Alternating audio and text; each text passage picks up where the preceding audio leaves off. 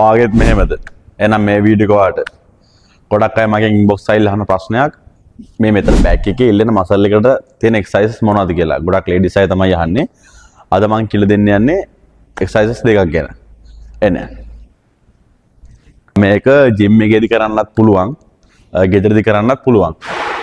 ඉස්සල්ලාම කරන්න ඕනේ බාර් එකක් ගන්නවා. අරගෙන ෂෝල්ඩර් ලෙවල් එකට බා එකේ ග්‍රිප් එක අල්ල ගන්නවා.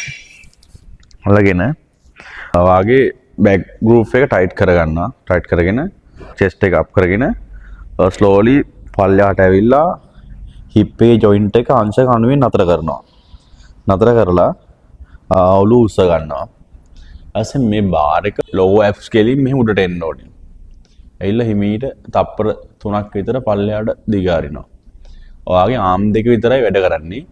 බාර් එක උස්සන්න ඕන මසල් එක බෑක් එකේ ඒ ආම් එකට යටින් තියෙන සයිඩ් මසල් එකෙන් බාර් එක උස්සන්න ඕනේ. හිමීට slowly පහත් කරා slowly උඩ ගන්න.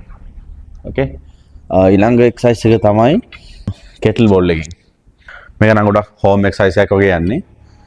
මේක අරගෙන එක අතක් මේව ෂෝල්ඩර් එකට තියාගෙන කොන්දට අර වගේම අර පොසිෂන් එකෙම ඉඳලා මේ කෙටල් බෝල් එක මේ කකුල කෙලින් තියා ගන්නවා. අරගෙන මෙහෙම උඩට අදිනවා. ආයි කකුල ගාවට යවනවා. ඊපස්සේ අත් දෙක මාරු කරලා ටිකක් ඒ වගේ. ඊට පස්සේ මේක මෙතනට ගෙනාව උඩට ගත්තා.